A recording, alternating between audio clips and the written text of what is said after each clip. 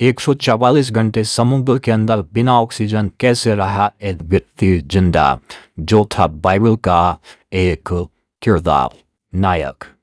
जानेंगे आज इस वीडियो में। जुड़े रहिए हमारे साथ इस वीडियो के अंत तक। आप सबको जय मसीह की।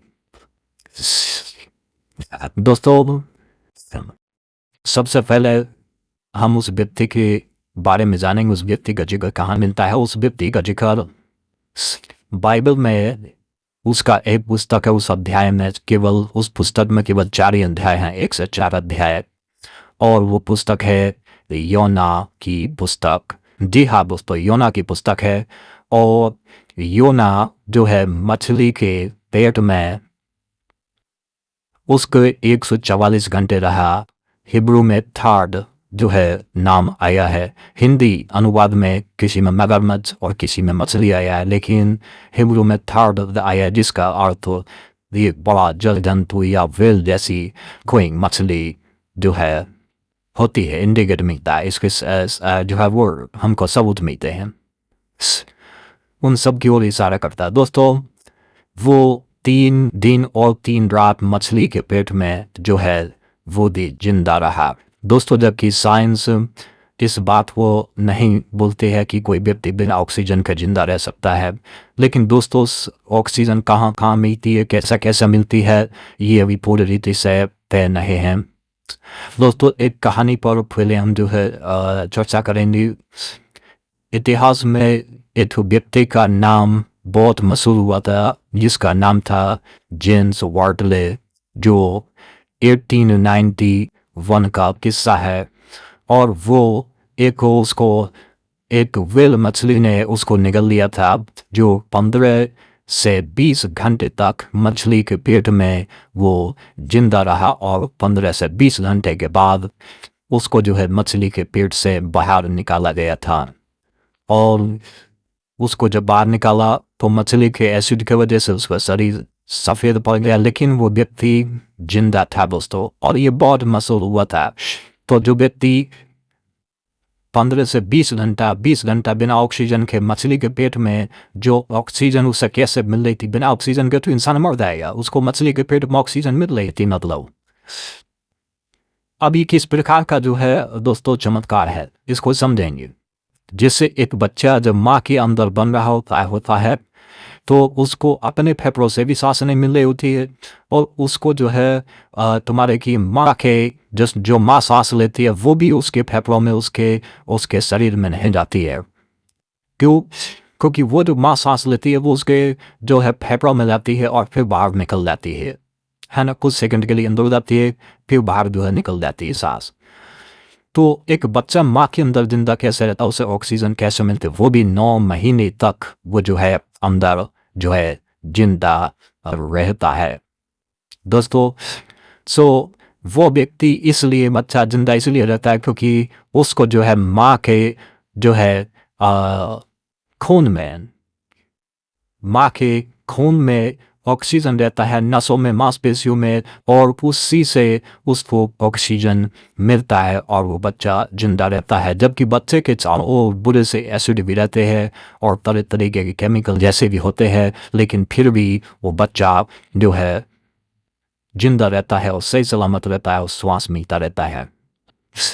जब 2 अध्याय को आप पढ़ते हैं तो योना कहता है कि मैं जो है अधोलोक के उदर में था। उदर मतलब वो मछली की पेट को कहता है, और वो जो है इस पे संकेत मिलता है कि जिसका अर्थ जो है रिकीम होता है। रिकीम इसको जो है शब्द आया हिब्रू में, और मतलब इंग्लिश में भी आप पढ़ेंगे तो, और वहाँ जो है उसका मतलब गर्भ के जैसा वातावरण होता है, गर्भ के जैसा वातावरण।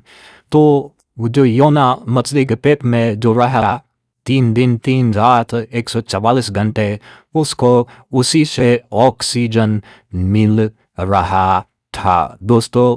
और अंदर जो है अलग से कोई ऑक्सीजन नहीं। तो इसी प्रकार, क्योंकि उसको जो है उसी प्रकार से जैसे एक बच्चा माँ के पेट में रहता है, और परमेश्वर ने उसको उसी प्रकार से मछली लिखा है योना 1 अध्याय के लास्ट पद में कि परमेश्वर ने उसके लिए उसको तैयार किया था, तो उसके लिए उसी प्रकार का एक वातावरण तैयार किया था जो जहाँ पर योना को रहना था। दोस्तों, ये घटना साइंस के ऊपर जाकर होती है और बहुत सी ऐसी घटनाएं हैं जो साइंस से बाहर है और वो होती रहती है समय समय पर। ये भी अकेला ही एक ऐसा व्यक्ति है जो 144 घंटे रहा, जो बाइबल में जिसका जिक्र मिलता है। दोस्तों, ये जो है परमेश्वर के द्वारा हुआ और मनुष्य की दृष्टि में अद्भुत है और बहुत सारे लोग इस घटना को मानते हैं और बहुत सारे लोग इसको जो है एक चमत्कार मानते हैं और बहुत सारे लोग जो है ये भी मानते हैं कि नहीं, उसको जब वो 15 से 20 घंटा जो है जिंदा रह सकता है व्यक्ति जेम्स वाडले, तो ये क्यों नहीं जिंदा रह सकता है? जब उसको ऑक्सीजन मिल सकती है तो इसको भी ऑक्सीजन जरूर मिल रही होगी। सो दोस्तों, परमेश्वर के लिए कुछ भी असंभव नहीं है। परमेश्वर चमत्कार करने वाला है और जो है वो आपके लिए भी चमत्कार करेगा। केवल जो है आप उसके साथ विश्वास के साथ बने रहें, जुड़े रहें। दोस्तों, ये घटना कैसे घटी? योना को परमेश्वर बोला नीनवे में जाने के लिए, लेकिन वो तरसीस को भाग कर गया और तरसीस को जब भाग रहा था, परमेश्वर की योजना नहीं थी कि वो तरसीस को जाए, उसकी योजना थी कि नीनवे को जाए और परमेश्वर की पहुंच से बाहर जाने की प्रयास कर रहा था वो।